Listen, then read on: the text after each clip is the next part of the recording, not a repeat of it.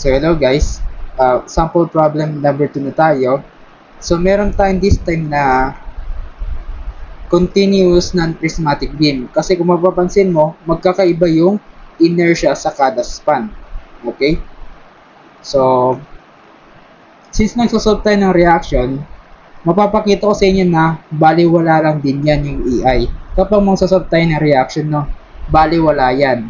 Basta, ang gagawin nyo lang is yung tinuro ko kanina. Yung parang tips ka muna.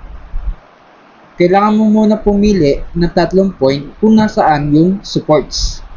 Okay? Pili ka ng 3 point kung nasaan yung support para magamit mo yung equation na naka-equals to 0. Okay? Yung walang height with respect do sa gitna. Okay? And then just simply multiply it by EI. So, yun. Burado na ang flexural rigidity mo. So, okay. Start na tayo dito. So, kung mapapansin mo, 4 na yung reaction natin dito. Compare kanina, itatatlo lang. Bale, medyo mabilisan lang. So, paano to? So, diba, pag 3-moment equation, we need exactly 3 points para magamit natin yung 3-moment equation. So, ngayon, kailangan mong pumili ng 3 point kung nasaan yung support. Which is ito si point A, point C, tsaka point E. So, yan. Meron ka ng unang 3-moment equation. Bakit una? May kasunod ba ba? Meron kasunod yan. Kasi, hindi mo basta-basta babagtawin mo tong isa pa tong reaction. So, kailangan mo consider yan. So, ang unang 3-moment equation natin ay point A, C, and E. Ayan na yung magiging, ano natin? Uy, nakita. Magiging, first 3-moment equation. So, yun yung susunod natin para madamay natin si point G. Ano? Pwede ring si point C, point E, tsaka point G. Ayan. Nakabuo ka na ulit ng 3-moment equation. So, bale, in total, meron kang 2 3-moment equation. So, i-expect mo na mag-2 equation to unknown tayo dito, no? Expect nyo na. Kasi, bakit? Meron tayong 2 unknown dito na moment. Tama? Kasi, nasa loob siya ng span ng ating beam. Pero itong 2 na to, yung A and G, di ba 0 na yung internal moment niya? 0 na. Eh, yung C to A, hindi po 0 yung internal moment nila. So, let's expect na mag-2 equation to unknown po tayo rito. Okay? So, unahin muna natin yung segment ACE, which is ito. Ayan. So, ito po yung magiging formula natin, no? Kung mapapansin mo, yung I natin, meron tayong I1 and then I2. Kasi may kanya-kanya po silang moment of inertia. Okay? So, susunod natin gagawin. Ipagsalpak-salpak natin. So, ito, nilagay ko yung I1 as I lang. And then, yung I2 po natin is 2I. Okay? So, kasi dalawa yung natin dito, moment of inertia. Magkakaiba po yan. So, ngayon, pwede na po natin sila i-substitute. So, MA, and then ano yung length 1 niya? That is just 10, di ba? All over sa EI1. Okay? And then, ano yung E1 natin? That is just I lang po. Plus, 2MC. Ano yung length 1 natin? 10. All over sa E, constant lang po yan. And then, ano yung E1 natin? That is just I lang din. Then plus, length 2 natin, 10 po ulit, all over sa E, kasi constant. Ano yung I2 natin ngayon? So, yung I2 natin ay 2I. Yun. Then plus, ME, length 2 natin na 10, all over sa E, i-multiply natin sa moment of inertia, I2. Ano yung I2 natin? 2I. So, 2I. So, plus, ito, copy lang muna natin. Huwag po muna natin i-substitute ito na. I-substitute lang natin doon sa flexural rigidity. Yun ang i-substitute natin dito sa factor ng 3-moment equation. Kasi baka magkaroon lang tayo ng confusion. So, 6 area between A to C, barred XA, all over sa E. Tapos, ano yung I natin? I1, diba? That is just I. And then L1. As is lang yan. Huwag muna substitute natin yan. Hayaan niya po muna natin yan, no? And then, plus, kopya lang po natin to between C to E bar X E all over sa E, ano yung I2 natin? 2I. And then, multiply sa L2.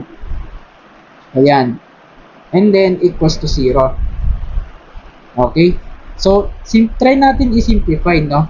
So, tulad ng sinabi ko kanina, di ba? Since we are about to solve reaction pa lang, bali wala itong mga EI. Madali lang yan tanggalin. Paano? So, just simply times both side by EI. Okay? Ayan. So, bali, i-distribute mo tong EI na to, makakancel yung mga EI sa denominator. So, ganito mo maging kalabasan niya. So, meron kang MA10 plus 2MC. Eto, magiging 10 na lang yan, di ba? 10 plus 10 over 2. Bakit?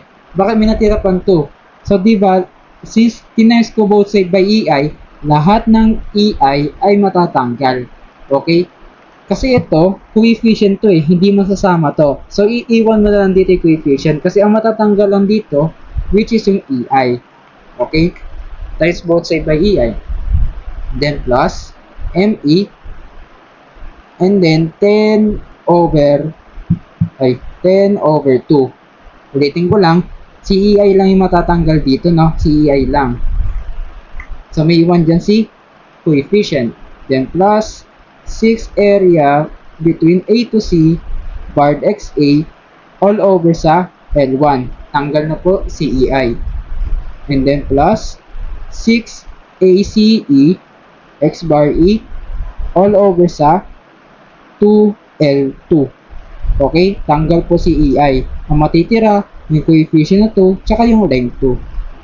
Okay? And then, ano pa? Equals to 0. So, try pa natin i-simplify it further para medyo mas malinis kahit pangit sulat ko. Okay? So, yung diba, mapapansin nyo, ang kinonsider natin point ay ACE. So, tingin tayo sa ACE. ACE. Meron ba tayong masisira dito na internal moment? I mean, may zero ba dito internal moment? Meron, diba, si point A. So, bale, kasi nasa gilid siya or nasa end siya ng span ng ating beam. So, pwede ba i-zero ko na to? Yan, i-zero ko na po ito. And then, meron kang 2MC. Ito, simplify mo to. 10 plus 10 halves. Ilan? That is just 5. Tama. Plus, 10 over 2. That is just 5. ME, 5. Grabe loading ko dun, no? Plus, 6 AAC X bar A all over sa L1 plus 6ACE XE all over sa 2L2. Huwag niyo po muna simplify ito, no? Yung itong constant na to. And then, equals to 0. So, isa pa. Simplify pa. 2 times 5, 10 MC plus 5 MC ay ME plus, kopyahin nyo na lang yan, 6 area between A to C barred XA all over sa length 1 plus 6 area between C to E barred XE all over sa 2L2 equals to 0. So, di ba meron tayo 2 unknowns dito? Ito na po yung simplified form niya, no? May 2 unknowns tayo. So, tama lang na in-assume ko magkakaroon tayo na 2 equation, 2 unknown. So, let's set this as equation number 1. So, bago tayo dumako do sa another 3-moment equation, di ba ito pa lang yung una natin, 3-moment equation, meron pa tayo pangalawa. So, bago tayo dumako doon, try muna natin isolve itong mga constants na to. Okay? So, ito, unahin muna natin to, yung AAC, barred XA. So, sabi dito, area between A to C. So, saan ba natin matatagpuan si A to C? Ito, dito po. Ayan. So, i-drawing lang po natin yan. So, ayan, in-sketch ko na, or dinrawing ko na yung between A to C. So, since this is a point load, dapat kabisado na natin yung formula. So, ano yung formula niyan? That is just P times what? Ano yung moment arm na itinutukoy dito? Yung A, di ba? So, bale, PA bar or bar A all over sa length is equals to, ay hindi pala, multiply by L square minus A square. Okay? So, isalpak mo na lang dyan yan. Ulitin ko lang, bakit bar A? Kasi dito, sa equation natin, ang hinahanap dito, ang gusto natin satisfy ay patungo sa point A. Kasi yun ang sabi dito, bar XA. So, dun daw dapat yung moment arm natin. So, ano yung force P natin? 120. And then, yung bar A, patungo sa point A. Okay, mula dito sa 120, ano ba to? 120 kilonewton, papunta doon sa point A. Ano yung distance niya? 6 meters, di ba? So, bale, 6. All over sa total length ng ating beam. Ito yung tinutukoy kong total length nung hinati ko. So, ilan yan? 10, di ba? And then, times mo lang sa 10 square minus 6 square. Okay? O, magkano? So, ang nakuha natin, sagot ay 4608. 4608. Okay? So, i-underline ko lang na ganyan, no? So, next, ito naman, yung area between C to E. So, saan ba natin matatagpuan yan? C to E. Ito, di ba, yung nasa gitna. Ayan. So, drawing ko lang ulit yan. So, for our next one, area between C to E, ay, C pala to, sorry. Ituloy. C to E. And then, ang bar X daw natin ay patungo sa point E. Okay? So, ano yung magiging formula lang natin dito? That is just P times, bar E all over sa length is equals to, equals na naman, multiply by L square minus E square. Ayan. So, ulitin ko bakit E, bakit bar E? Kasi sabi sa equation natin, ang x bar natin ay patungo sa point E. So, yun yung ko-consider natin. So, isalpak na lang natin. Ang yung force P natin, 120 kilonewton. And then, ano yung distance mula 120 kilonewton papunta sa point E? That is 4 meters. 4. And then, yung total length, which is yung 10. Okay, total length na itong hinati kong beam. And then, 10 square minus, 4 square. So, magkano po yan? So, nakuha natin ay 4032. Pero take note, tingnan mo dito. Di ba may over 2 tayo dito? Okay? So, mangyayari kasi, pag sinubstitute ko tong 4032 na to, ito yung kalabasan wait lang. Etong 6ACE, bar XE, all over sa L2, ang value natin ay 4032. So, bale, pag sinubstitute ko yan, that is 4032 all over 2. Okay, take note, etong value na to, ito yung 6ACE, bar XE, all over sa length 2. Sinubstitute ko na lang. Okay? So, bale, i-divide mo pa sa 2 yan. Kasi may over 2 ka. Dahil yan sa moment of inertia. Kasi nga, non-prismatic to, di ba? So, that is just 2016. Okay? So, ayusin ko lang to. This is, lagyan ko na lang ng 2 dito. Therefore, this is 2016. 2016. And then, underline. So, since nahanap natin itong dalawang constants or yung tinatawag ditong factor, i-substitute ko na dito sa equation 1 itong missing na to. So, meron kang, copy ko na lang pala, no? So, ito, burahin ko to. So, palitan ko to ng, nakuha natin? 4608. 4608. And then, itong isa is 2016. 2016 equals to 0. So, since, to equation to unknown, ang gagawin kasi natin dito is, magmo-mode equation tayo. Since magmo-mode equation tayo, pwede ba ilipat ko to sa kabila, itong constant natin, sa kabila? Okay lang ba? So, gawin nyo muna, pag-addin nyo muna yan. So, 4608 plus 2016 is just 6624. Tama. So, ilipat ko sa kabila yon. 5ME is equals to negative 6624. Kasi kanina positive siya, pag tinranspose mo, magiging negative siya. So, burahin ko na ito equation 1. Ito. Yan. Ito po yung equation 1 natin. So, pagkatapos niyan, pwede na tayo dumako sa isa pang 3-moment equation na ginawa natin, which is yung CEG. Ayan. So, ganun pa rin ang moment equation na gagamitin natin, no? So, pagsalpak natin na dapat isalpak. So, MC times sa length 1, ano yung length 1 natin? 10. All over sa E, kasi constant lang yan, multiply by I2. Ano yung I2 natin? That is 2I. Ito. Ayan, 2I. And then plus 2ME multiply by length 1. Ano length 1 natin? 10. All over sa E. And then ang I2 natin na 2I. Plus length 2 na 8 meters. All over sa E. I1 natin na I lang. Yung I1 natin is I. And then close parenthesis. Plus MG. Ano length 2 natin ulit? That is just 8 meters all over sa E, nakamultiply sa I1. Yung I1 natin is just I. Then plus, kopya ko na lang to. 6ACE, barred XC, all over sa E. Ano yung I2 natin? 2I. And then, length 1. As is lang muna yan, no? Pag dito sa constant, hayaan muna natin. And then plus, kopyahin ko lang ulit to. EG.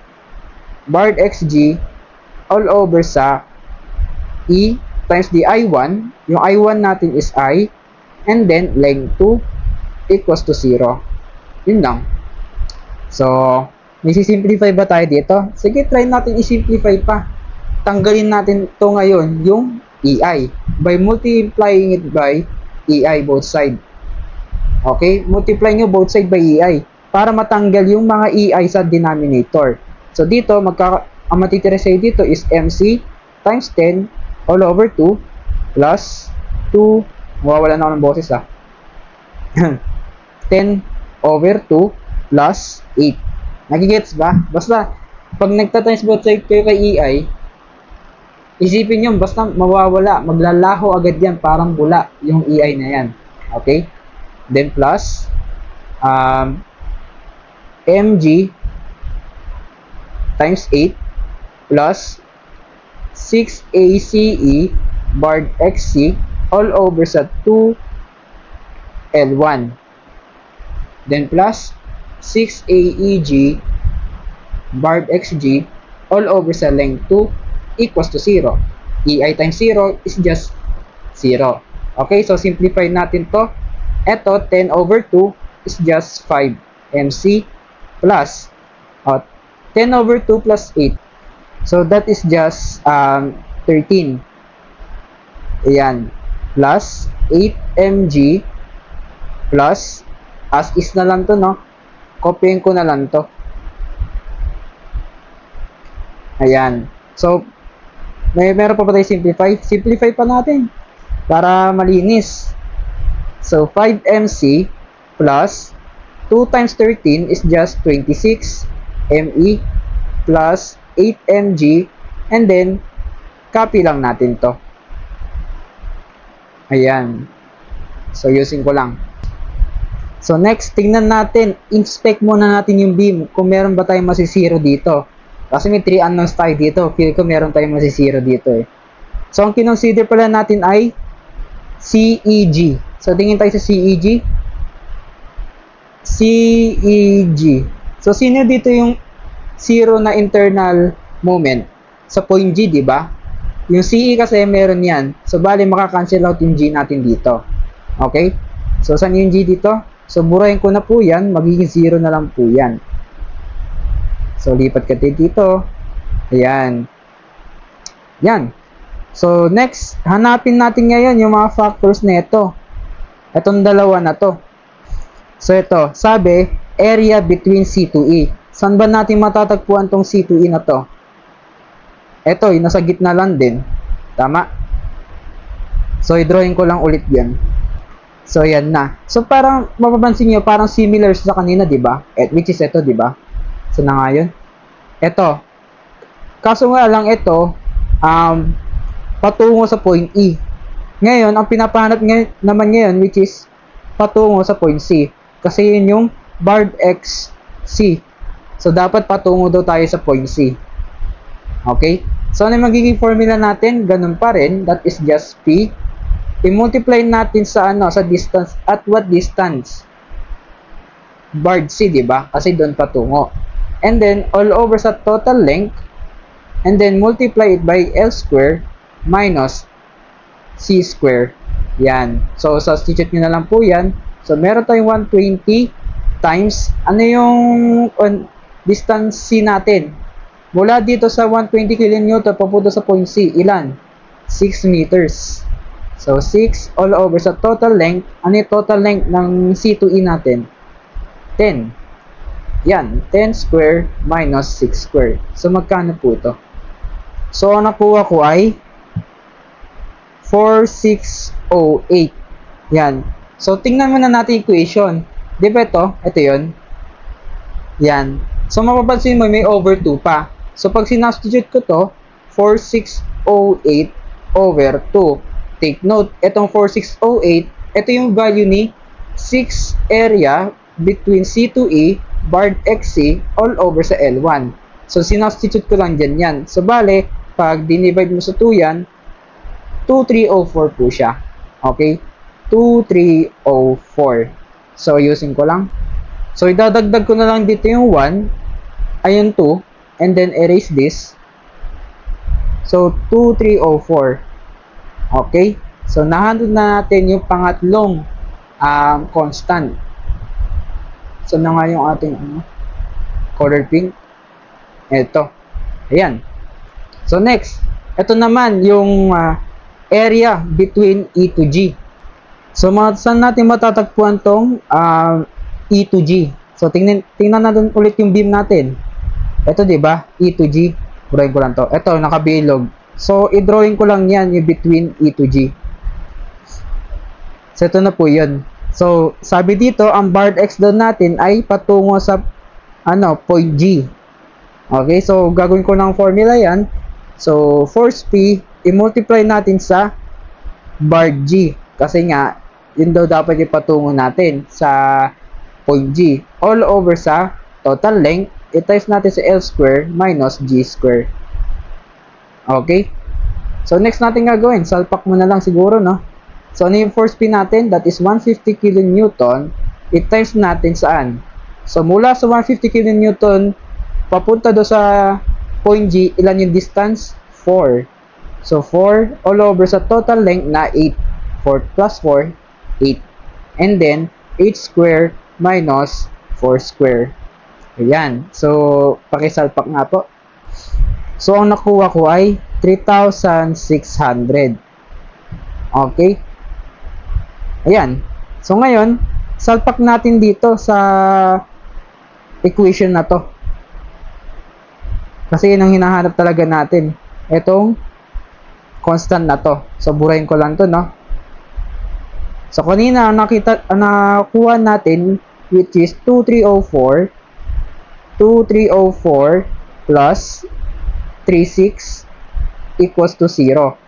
Okay?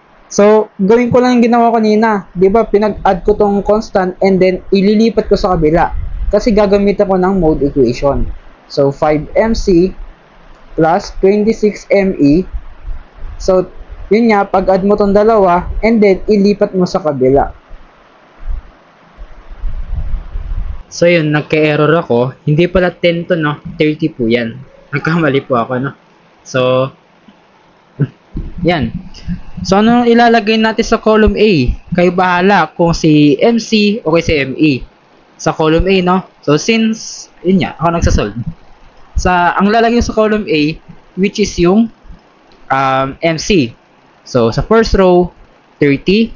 And then, yung sa second column natin, o kaya sa B column natin, ME. In terms of ME, lalagay ko. So, 5 equals, and then equals, ito yung C natin, which is yung constant. That is negative 6624. Equals, o second row, pero nasa column tayo ng A. Okay, di ba ang nilagay natin sa column A, which is in terms of MC? So, MC pa rin nalagay. So, 5 equals 26 equals negative 5904. Ayan. So, kung anong unang lumabas, yun yung nilagay mo sa column A. Yung sumunod, yan yung nilagay mo sa column B. Anong lumabas? 189.012, tsaka itong isa. So, sulat ko lang. So, ito yung naging sagot natin. So, ME pala to. Wait lang. Yun na iba. ME. So, yan. So, ngayon, gagawin natin, pagbabaklas-baklas natin ngayon. Baklas method. So, yan. So, kada span, pinagbabaklas ko. So, dito, RE to. Ito, RC1. So, susunod is RC2. Susunod is RE1, RE2, tsaka RG. Basta, magkakaroon tayo ng component ng reaction kapag nasa loob ng span ng ating beam. Yan, nasa loob sila ng span, di ba? Compare dito sa nasa dulo ng span ng ating beam, itong RA, tsaka RG. Kung ano na makukuha mo, yun na yun. Compare dito, kailangan mo sila pag-addin. Okay? May component yan. So, dito muna tayo. Unahin na muna natin yan. So, by summation, moment at point C, gusto ko muna kunin si RA equals to 0. Clockwise is equals to counterclockwise. So, naman clockwise ko, itong RA, di ba? Pag inikot ko sa point C, ang moment arm niyan ay 10. So, 10 RA. Meron pa ba clockwise? Wala na, no? So, equals ko na. So, meron pa akong counterclockwise na 120 and then moment arm na 4. So, sino pa? Counterclockwise. Etong negative 189.012. So, negative 189.012. So, ilan tong RA? So, ang nakuha ko ay 29.099 kilonewton. Okay? Next, etong RC1, kunin ko yan. Summation forces vertical ka lang. Yan. So, na mga upward natin, yung RC1, and then, itong RA, nakuha naman na natin yan, that is 29.099. Sino pa ba upward? Wala na, no? Downward na. So, equals to 120. Yan, tatlo lang. So, yung RC1 natin, equals saan? So, meron kang 90.901. So, hindi pa ito yung reaction sa, sa siya, component pa lang po yan. So, next, so, lagi ko yan ng ng pink na ganyan para makita ko lang. So next dito naman tayo. Okay? Ikaw ba lang gusto mo kunin? So kunin ko muna tong RC2.